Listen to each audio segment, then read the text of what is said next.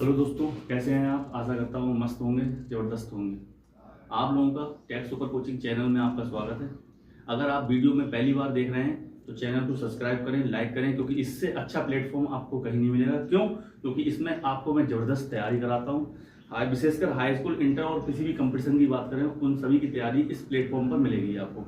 इसलिए एक ही जगह पर सभी कुछ मिल रहा है, इससे अच्छी क्या बात है। तो आप इस चैनल को सब्सक्राइब करें और इस वीडियो को अगर अच्छी लगे तो लाइक करना, और ज़्यादा से ज़्यादा अपने फ्रेंड को, दोस्तों को, मित्रों को जो है शेयर कीजिए। अब मैं ज़्यादा समय बर्बाद न करके टॉपिक पे आता हूँ। आज मैं आपको टॉपिक लेकर आया हूँ हाई स्कूल का, यूपी बोर्ड एग्जाम का, हाई स्कूल का क्या नाम, प्रतिस्थापन विधि। देखिए, प्रतिस्थापन विधि की बात करें, आप जो सवाल को, समीकरणों को हल करते हैं तो वो तीन प्रकार से हल कर सकते हैं। एक विधि होती है आपकी प्रतिस्थापन विधि, एक होती है आपकी विलोपन विधि, और एक होती है आपकी वज्र गुणनखंड विधि। हालांकि यूपी बोर्ड के जो एनसीईआरटी की किताब है, उस किताब से वज्र गुणनखंड विधि को हटा दिया गया है, तो आप उसको ना पढ़ें। आपको मैं दो विधियों को के बारे में बताता हूँ। पहले आपको बताऊंगा जो है वो प्रतिस्थापन विधि, फिर उसके बाद बताऊंगा आपको वज्र गुणनखंड विधि। तो देखिए जरा, प्रतिस्थापन विधि क्या है।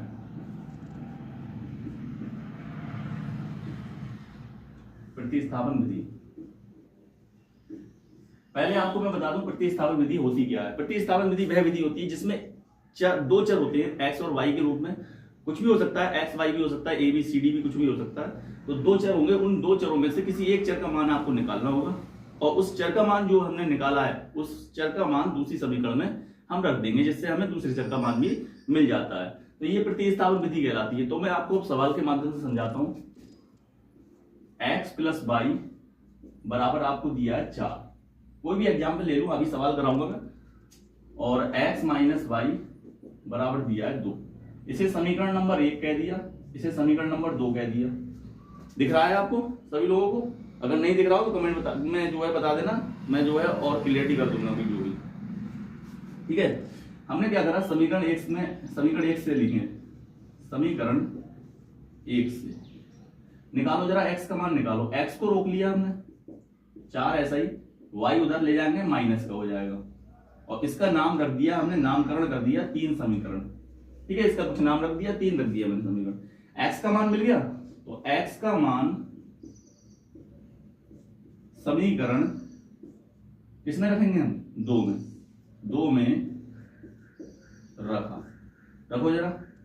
x का मान क्या है? 4 माइनस वाई है, तो इस x के स्थान पर हम क्या लगाएंगे? 4 माइनस वाई। माइनस का y पहले से है, माइनस का y पहले से है, बराबर में 2 है तो बराबर में 2। 4 तो ऐसा ही, ये 2 उठा के इधर लेके आएंगे बराबर के दूसरी तरफ, तो चिन्ह पलट जाएगा, प्लस का है तो किसका हो जाएगा? माइनस का। और देखो, माइनस का y, माइनस के y, तो माइनस के कितने हो जाएंगे? 2y, और बराबर में कुछ नहीं बचेगा, क्या बचेगा? 0। 4 में से 2 हटाओगे, 2 ही तो बचेगा। ये माइनस का 2y उधर ले जाएंगे तो प्लस का हो जाएगा। 2 एकम 2, हमारा y का मान निकल के आ गया 1। ये हमारा y का आंसर निकल के आ गया। अब हम इस y का मान कहाँ, हमें x का मान भी तो निकालना होगा, क्योंकि y का मान निकाला है, उसी प्रकार से अब हमें x का मान भी निकालना पड़ेगा, तब सवाल हमारा पूरा कंप्लीट होगा।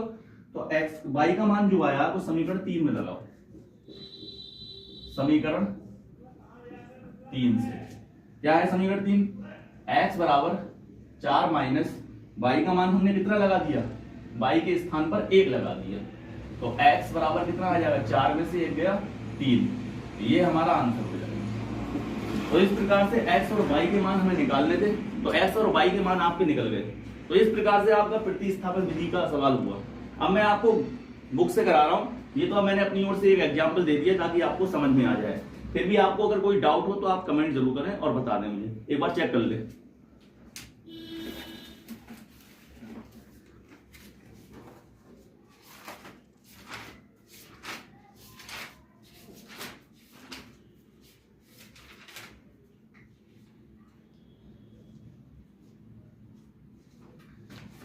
ठीक है, अब मैं सवाल पे आ रहा हूं। ये सवाल आपका समझ में आ गया होगा, आपको ना आए समझ में तो बताना जरूर बच्चों। ठीक है, और जो लोग वीडियो को सब्सक्राइब नहीं करते, लाइक नहीं करते हैं ना, चैनल को सब्सक्राइब नहीं करते हैं, उन लोगों से हाथ जोड़कर निवेदन है कि अधिक से अधिक वीडियो को शेयर करें, लाइक करें और सब्सक्राइब करें, ताकि आपको नई नई वीडियो जो है आपको अपडेट कराते रहें। और कोई जानकारी देनी होगी हमें हाई स्कूल इंटर वालों को तो तुरंत जानकारी मिलती रहे। देखिए एक सवाल आ रहा है x प्लस 2y बराबर दिया 19 और दूसरी समीकरण है आपकी माइनस का x प्लस 2y बराबर 19। आपसे कह रहा है रैखिक समीकरण को प्रतिस्थापन विधि से हल कीजिए। और आपको मैं बता दूं, एक बात तो बताना भूल ही गया, प्रतिस्थापन विधि और विलोपन विधि दोनों ही पेपर में करके जाना। 4 नंबर का क्वेश्चन आता है हाई स्कूल के एग्जाम में, यूपी बोर्ड के हाई स्कूल के एग्जाम में 4 नंबर का क्वेश्चन आता है, इसलिए प्रतिस्थापन विधि और विलोपन विधि दोनों ही करके जाना। तो करते हैं सबसे पहले वही तरीका, समीकरण 1 से x का मान निकालो। समीकरण 1 से x को रोक लिया, 19 ऐसा ही, ये 2y उधर ले जाएंगे तो क्या हो जाएगा माइनस का, और इसका नामकरण रख दो क्या 3 समीकरण, नई कंडीशन बन गई तो समीकरण 3 नाम रख दिया। अब x का मान समीकरण से 2 नहीं रखा, समीकरण 2 में रखा, रखो जरा।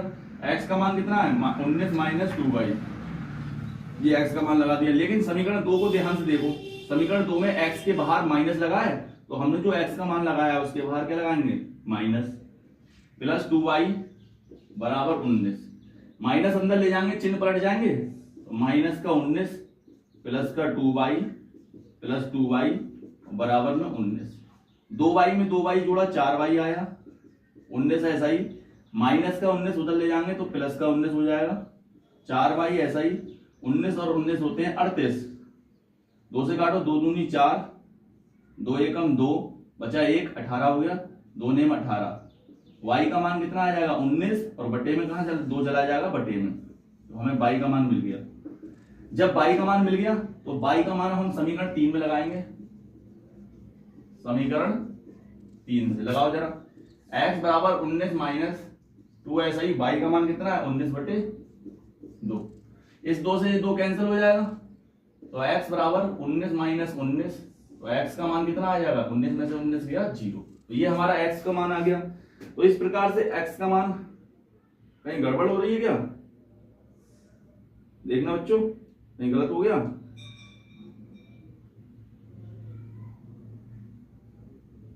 हाँ बच्चों गलती हो रही है, समीकरण में मिस्टेक हो गई, माइनस का x प्लस 2y बराबर 1 है, यहाँ पर गलत हो गया बच्चों।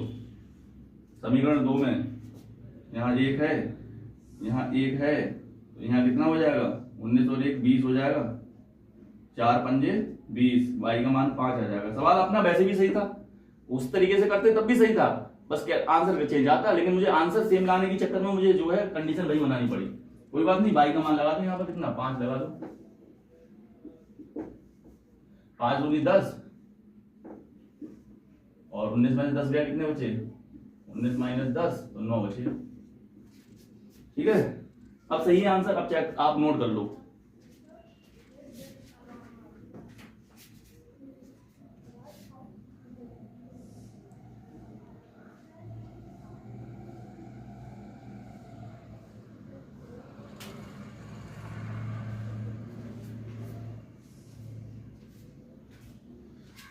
हो गया नोट, आगे बढ़े।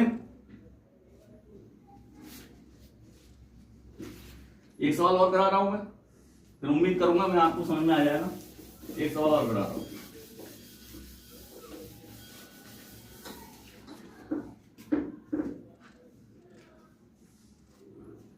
सवाल आपका जी वेरी मोस्ट इंपोर्टेंट है, स्टार लगा लेना, पेपर की दृष्टि से इंपोर्टेंट है, बच्चे हल नहीं कर पाते हैं सवालों में, परेशान होते हैं इसमें।